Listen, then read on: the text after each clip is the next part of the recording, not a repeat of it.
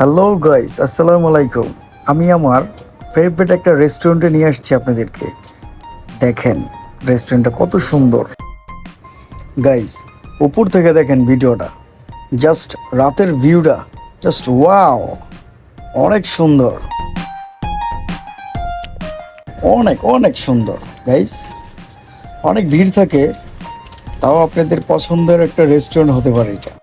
Guys, রাতের view তো অনেক দেখলেন, তা এখন আপনার ভাবির ছোট্টখাটো একটা টিকটক দেখেন।